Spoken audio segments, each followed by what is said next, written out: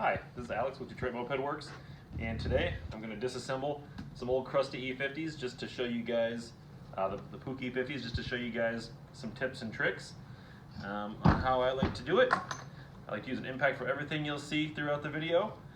First thing that we're doing here is removing the flywheel, which is also called the magneto. Again, very rusty and crusty. I did soak it with a little bit of lubricant beforehand, but nut came off relatively quickly there. Then you're going to use a flywheel puller. Going to be different for every moped, but the large taper Bosches that you'll find on Puchs and a lot of Socks and Solos and whatnot, they're all going to take the same puller. So with the puller, what you're going to be using is a 19. So again, with the impact, puts pressure on it, lifts it right off. Don't forget to back it out just a little bit so that you're set up for next time when you use it. And I'm going to keep everything kind of stacked together. So that and then that. You got flat heads right here. These I do not do with an impact.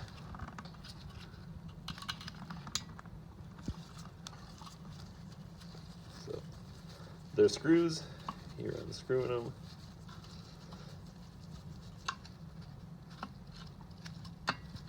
One at a time. Not that exciting part of the video, but we're going to be moving as quickly as we can here. And the reason I'm doing the ignition first is because I have this wonderful moped working table with the hole in it. I'm going to be able to actually place the motor flat with the crankshaft in the hole. That's going to enable me to work a little bit better, a little more stable as I get through this.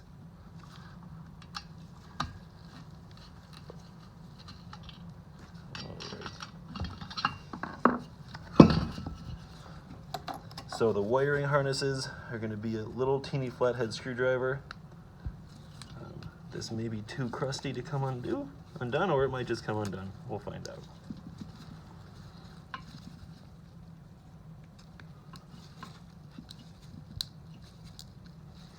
A little too crusty, so we're going to call that garbage and snip the wires. So that is snipped. That's garbage.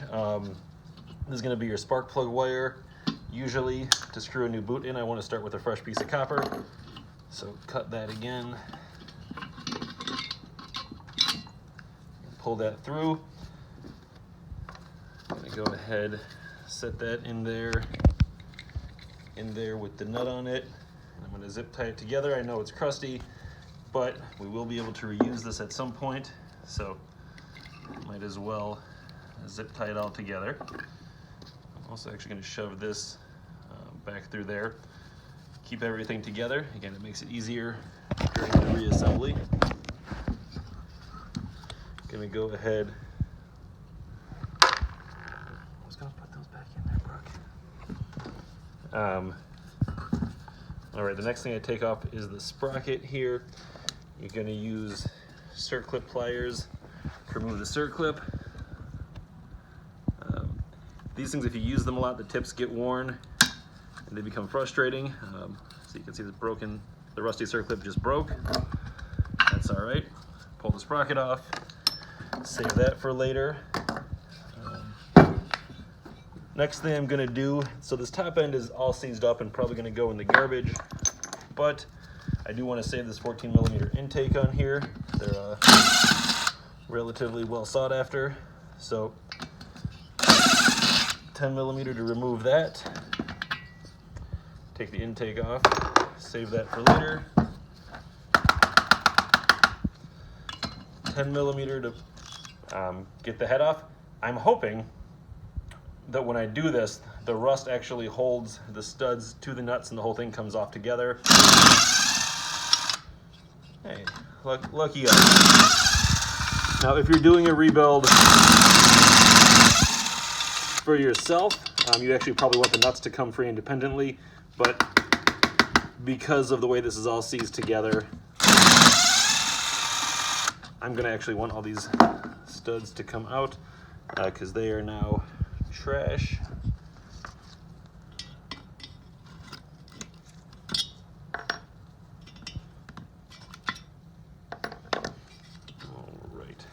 So yes, you can see trash, broken fins. So we will be recycling that, not trash, recycling. Go ahead with this last stud here. I actually do not recommend using vice grips if you're planning on reusing studs or for installing, but in a situation like this, where I'm throwing the studs, or where I'm recycling the studs, I think the vice grips are a fine method for removal.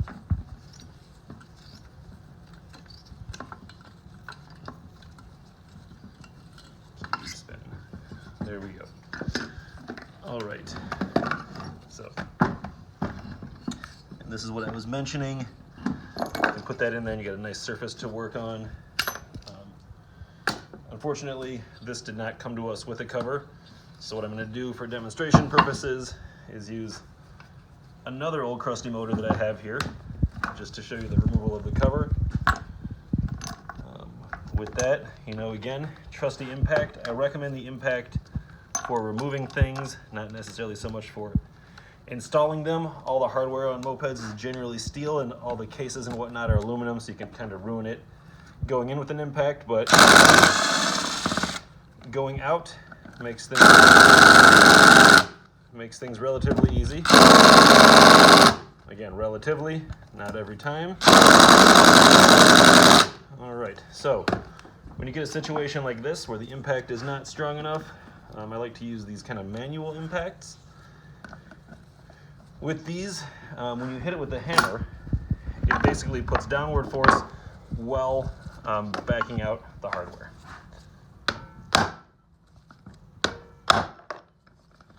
All right, loose there, loose there.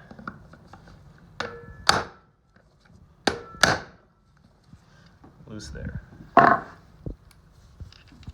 right, we're going to go back to the battery operated impact because I'm trying to move quickly as I can through this video and with my time in the shop here.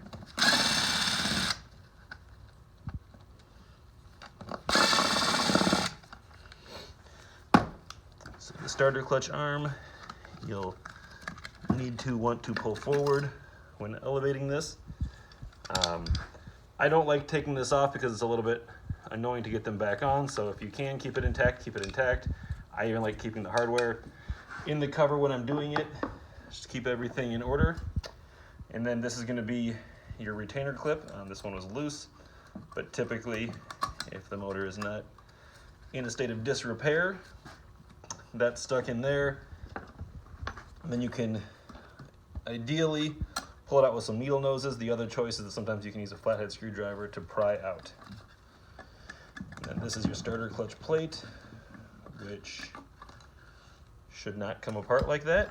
But again, old mopeds, old moped problems.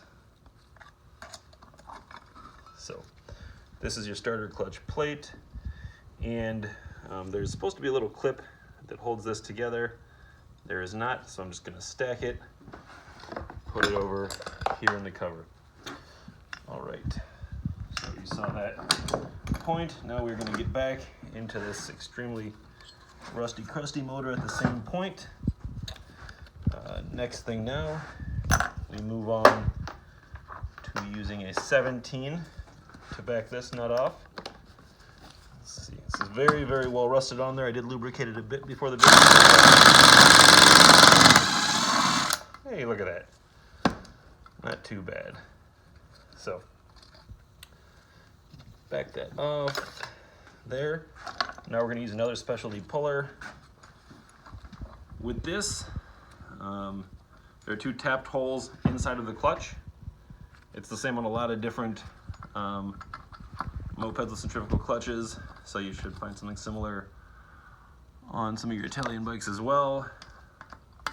Use an M5 Allen to get these things in there. They don't necessarily need to be too deep, but you do want to put them in, I guess, an even amount, because the evenness of those is going to be what kind of centers this big bolt, which is going to be responsible for putting the outward pressure on the crankshaft and popping the clutch off. The clutch is just held on there with pressure on the taper.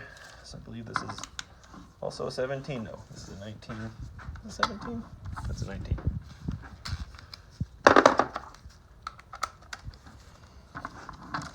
So tighten that in there.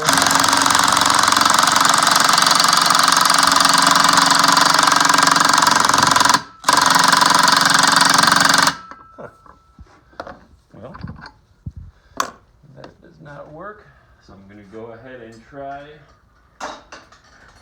doing this by hand. See if that's any more user-friendly.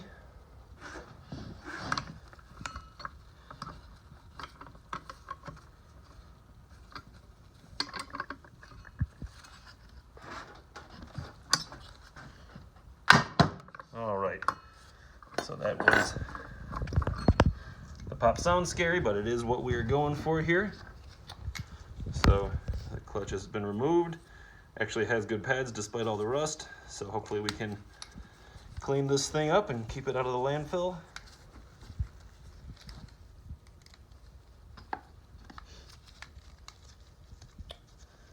This is I think it's called the Surflex clutch. It's the original Puch ones that people tend to prefer.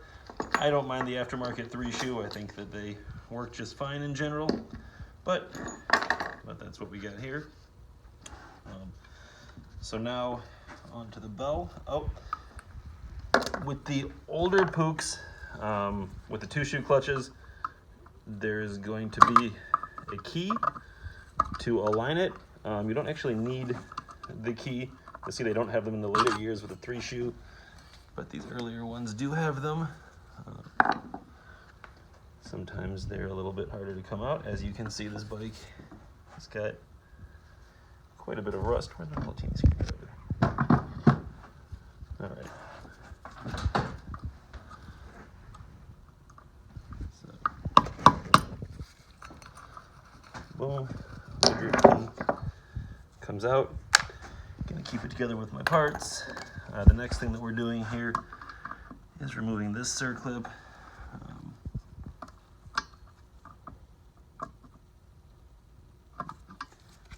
Not agreeable and covered in rust. Let's see how well I can get this.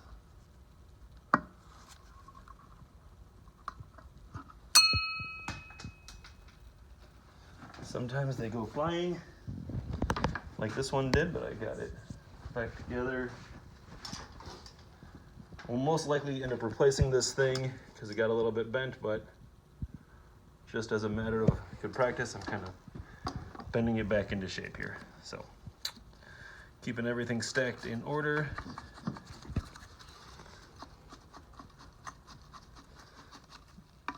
All right, there is now a washer or shim, whatever you want to call it, in here that needs to come loose.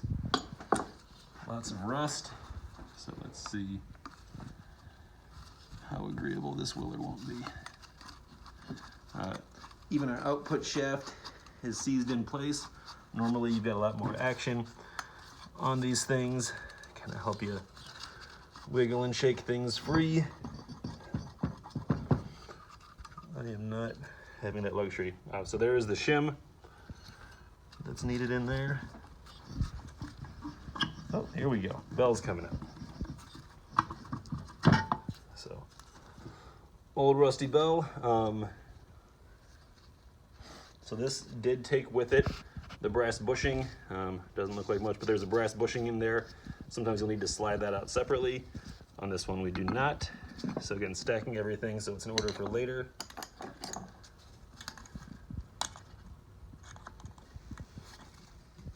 One more washer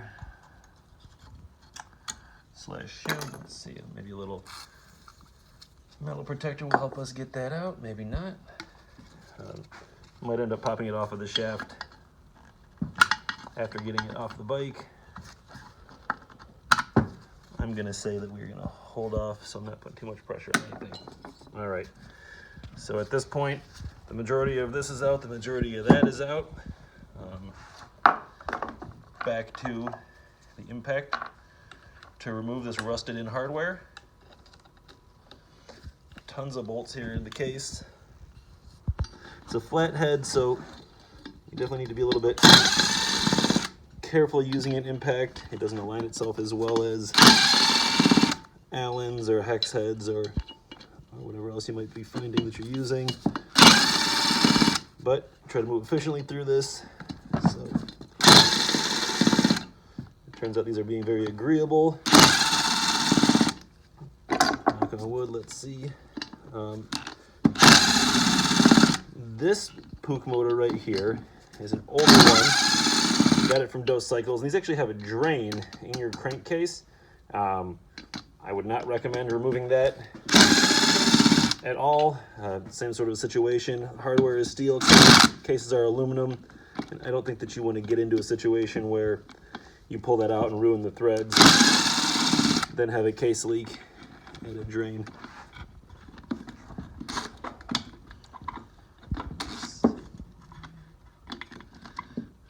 This guy sure is in there.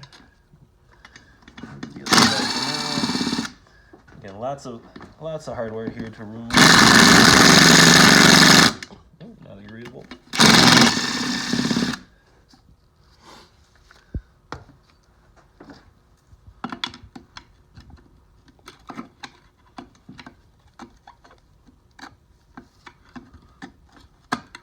Sometimes it helps to clean out the head of your hardware.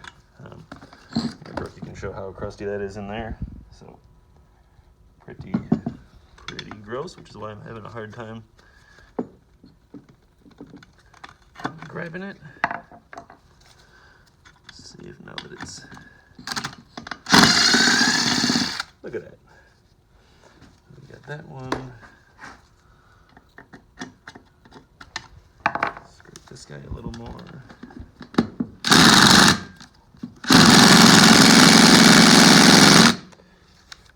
Not agreeable, so we're going to try the slapping impact. You don't get a good angle on this side of the case, but so be it.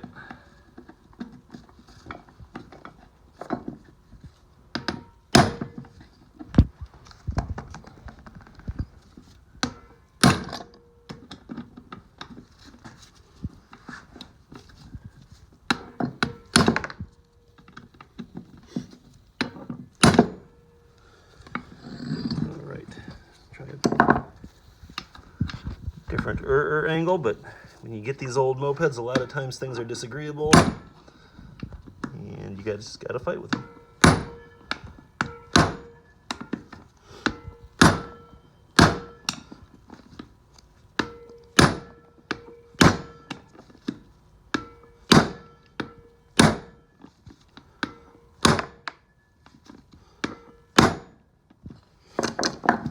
Try a little more lubricant on it.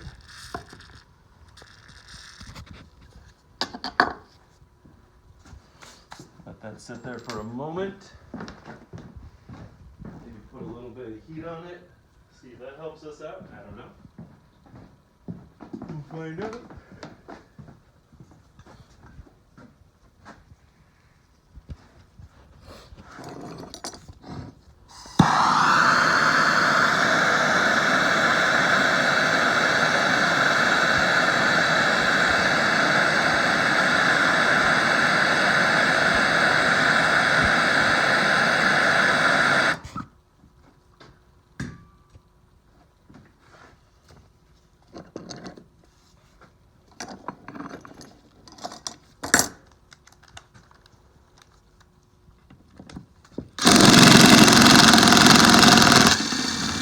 And that was the answer. Great.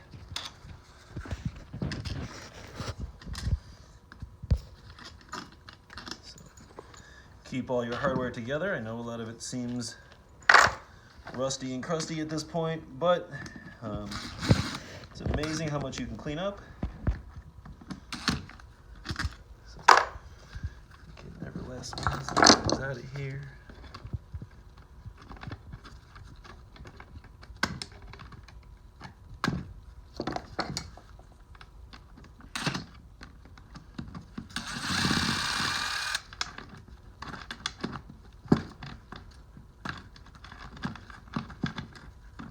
clumsy on the video, that's okay.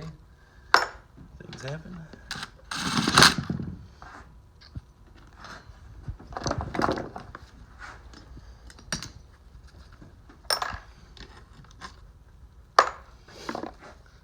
Alright, so case halves are ready to come apart. I like to just use a big rubber mallet. Seems to be the easiest thing to do. I'm going to go ahead and hit on the ignition side. I don't like hitting on here just because this is a sealing surface and this is kind of sort of just an aesthetic surface. So look at that. Disgusting cases, but we got them out.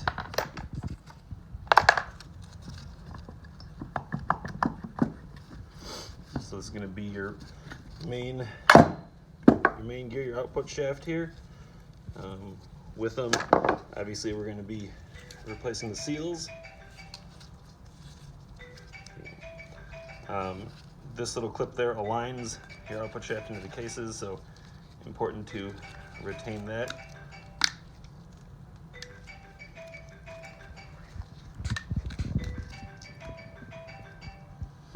There's a circlip in the way, but I'm just kind of muscling past it for now because I do want to keep the circlip on the shaft. You know, maybe we can reuse it, maybe we can't, but that's all together there. Crankshaft is here. Look at all that wonderful, wonderful something or another in the cases. All right. If you remember earlier in the video, there was this one shim that I needed to get out. So I'm gonna go ahead, set this here, and maybe set it here. See if I can get this out with somewhat of ease. All right, I'm back to earlier in the video, keeping our stuff together. So put that shim there. We do have one more circlip that maybe we can save. I don't know, maybe not. We're not saving the crankshaft, so this whole crankshaft and cylinder and whatnot will be recycled, but if I can save this little clip, we'll be all right.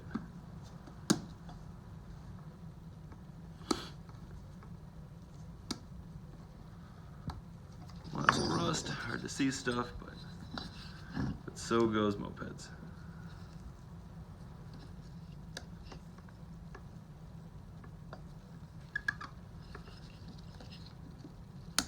Hey, look at that.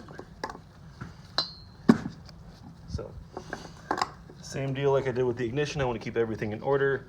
Circlip, shim, the bell with the brass bushing in it, the next shim, the next circlip, the clutch, the washer there, and then the nut. Zip tie that all together.